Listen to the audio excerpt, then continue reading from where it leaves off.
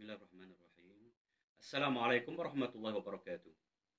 Rencana berita ini ditulis oleh salah seorang wartawan bernama dan disiarkan pada 12 Jun 2017 yang bertajuk Sambal Hitam Pahang jadi rebutan di Terengganu. Besut. Sambal hitam Pahang yang cukup rasa, masam, masin, manis, pedas dan lemaknya memang popular sebagai makanan pembuka selera terutama dalam bulan Ramadan ini. Sambal ini diperbuat daripada belimbing bulu rebus dan ditumis dengan bawang, ikan bilis, cili dan lain-lain. Dimasak hingga hitam dan enak rasanya. Kini sambal hitam Pahang ini menjadi kegemaran di Terengganu. Pengusaha sambal itu di sini, Muhammad Ridwan Ghazali berkata, sambal hitam itu merupakan makanan tradisi orang Pahang, khususnya di daerah Kuala Lipis, Raub dan Trantut, sebagai pencicah atau hidangan sampingan yang amat sedap jika dimakan dengan nasi panas. Saya memulakan perusahaan sambal ini 2 tahun lalu dengan memperkenalkannya kepada penduduk di beberapa daerah di Terengganu. Dan dalam masa yang singkat, penerimaan mereka amat baik, kata Muhammad Ridwan yang bertugas sebagai guru pendidikan Islam.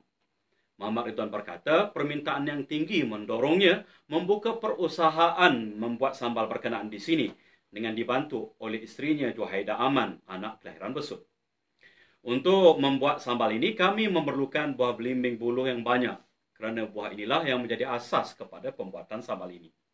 Untuk menyediakan 15 kg sambal, kami memerlukan sekurang-kurangnya 20 kg belimbing buluh yang segar, selain dicampur dengan ramuan seperti bawang, cili padi dan ikan bilis. Sebelum diproses, buah belimbing buluh perlu direbus dahulu untuk selama 8 jam. Sebelum ditumis, dan selama 6 jam lagi bagi sambal basah, serta 10 jam bagi sambal yang kering, ujarnya. Muhammad Ridwan berkelulusan pengajian Islam Universiti Mu'tah Jordan dan sedang mengikuti pengajian bahasa Arab peringkat sarjana di Universiti Islam Antarabangsa. Berkata, proses membuat sambal ini daripada merebus hingga siap untuk dimakan mengambil masa lebih 10 jam.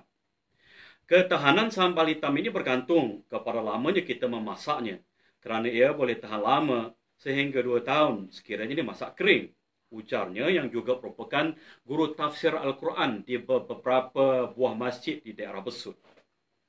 Bagi memastikan keenakan sambal, buah belimbing yang hendak diproses juga disarankan yang masih baru dari pokok. Di samping ramuan lain yang dimasak pada suhu sederhana, bagi memastikan ia boleh dirasai oleh pelbagai golongan. Campuran cili padi hendaklah mengikut sukatan, manakala ikan bilis daripada grade terbaik.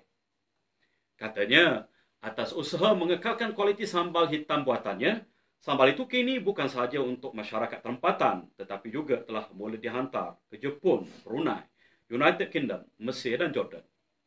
Kesungguhan Muhammad Ridwan memasarkan makanan itu juga kerana berpendapat ia mempunyai masa depan yang baik. Apatah lagi sambal hitam Pahang yang juga dikenali sebagai sambal ketagih sentiasa mendapat permintaan ramai.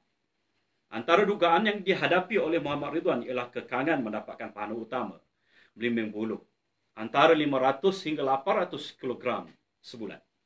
Buat masa ini saya mendapat bekalan daripada petani-petani kampung yang ada menanam pokok belimbing buluh di kawasan rumah mereka dengan harga yang tidak menentu. Namun bagi mengatasi masalah itu, saya telah berusaha membantu petani menanam pokok perkenaan dengan membekalkan benih pokok belimbing secara percuma kepada mereka untuk ditanam sejak setahun yang lalu. Jelas beliau. Muhammad Ridwan berkata, beliau mempunyai cita-cita untuk mengembangkan perusahaan berasaskan belimbing buluh dengan mengeluarkan produk tambahan seperti cuka belimbing buluh, acar belimbing, halwa belimbing, jeruk belimbing, sos pencicah belimbing, sambal ikan belimbing, sambal daging belimbing, dan sambal ayam belimbing pada masa akan datang. Katanya, buat masa ini, beliau banyak mempromosi jualan sambal hitamnya melalui Facebook, di samping menjual secara terus kepada pelanggan yang menghubunginya. Awal Ramadan ini, Muhammad Ridwan telah menyediakan lebih 100 kg sambal hitam berikutan permintaan tinggi pelanggan. Sekian, bernama